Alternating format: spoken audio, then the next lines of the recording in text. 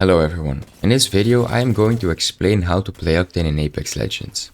The actual tutorial starts at a certain timestamp you will see on the screen right now, so if you're only interested in that, go check it out.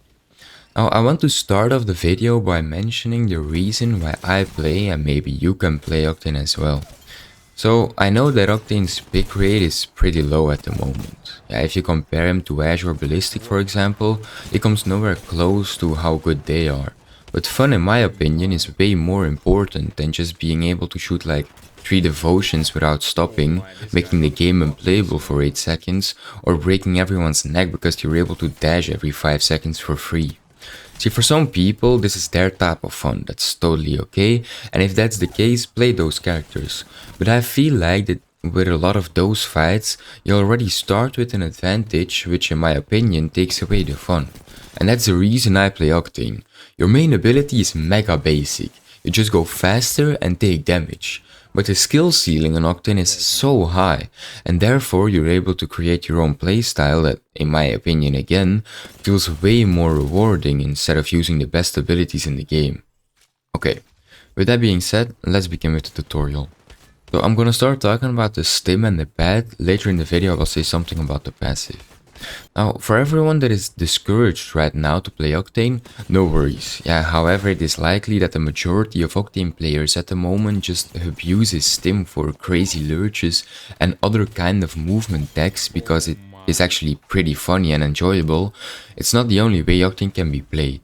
See, the main usage of the Stim are things like repositioning, quick peeking, catching your enemies off guard, and so on.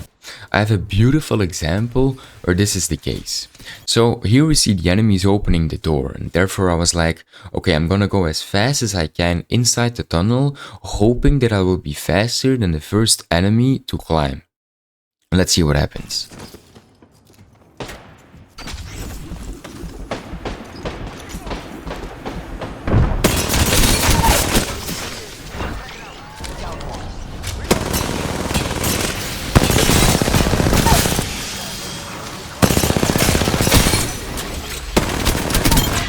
What did they just do, bro?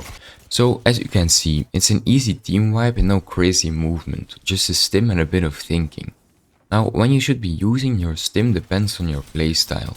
If you're playing aggressive like me and like shown in the video, it is actually pretty easy. You're just gonna stim to push the enemy or to go take a different angle on the enemy. It's still important though that you use your brain. Stimming at a 3-man for example that hasn't been hit is not gonna work. You must always have a reason to entry, or if you're taking a different angle, have enough cover to play, because otherwise you're just not gonna be in the winning position. Now, if you're playing passive, your main playstyle is making the enemies push you. In that case, you're gonna stim to like kinda get away from the enemy. The goal is that someone is gonna follow you, you are going to use a stim to quickly run back for a distance that depends on how many enemies are following you, play the cover that you just ran towards, turn around, and get your damage and kills that way. The reason it depends on the amount of enemies following you is because you always want to isolate a 1v1. Let's say you're alone and there is a 3-man waiting for you, then you're just gonna drag their attention and run back. They will follow you, but not all with the same speed. If they have a patty and a caustic for example, the patty is likely to grapple on you, which gives you a 1v1. You can try to kill him and just keep repeating that process over and over again. Let's talk a bit about the ult now. So, the usage of the pad is actually very similar to the stim.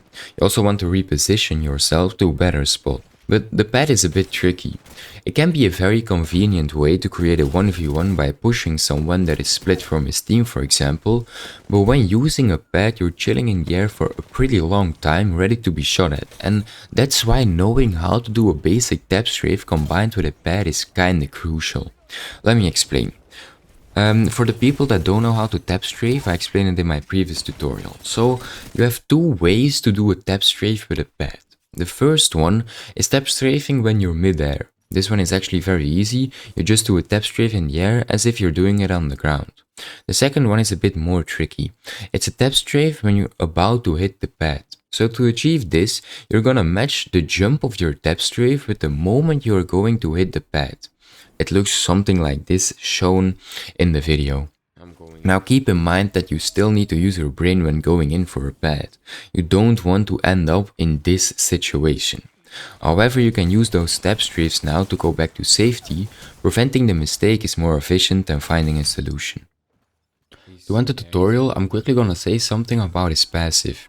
The slow HP regen is just good to have, but it's not something you can use in a certain way.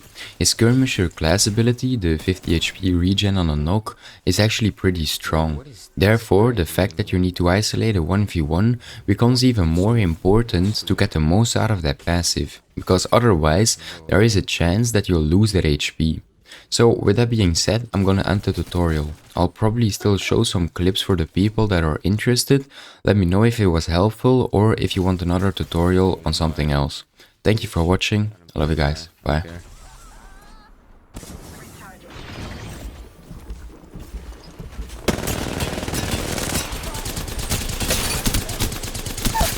Nice. Oh, god damn.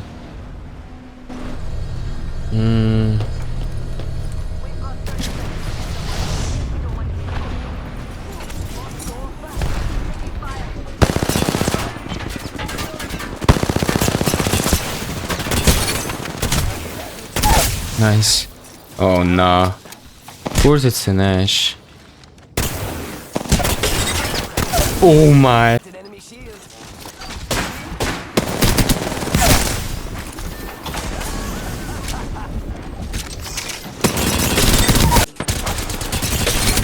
What is that movement? They're not cool.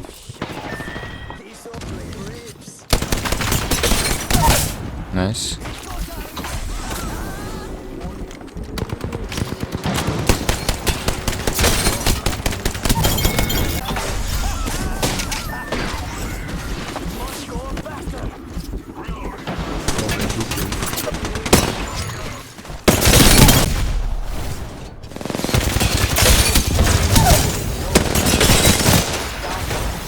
Come here.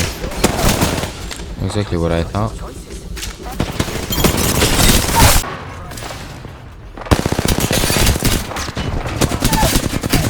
What are they doing?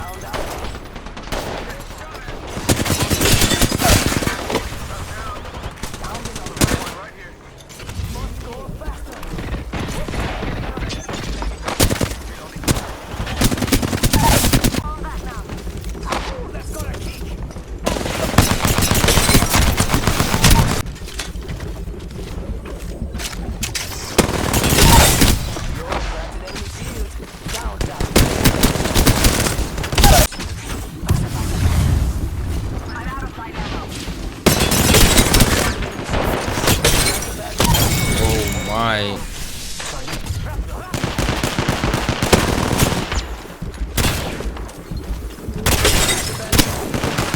Oh.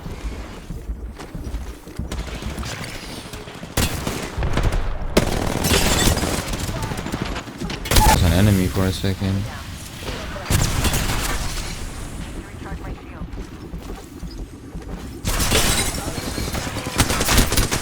Bro.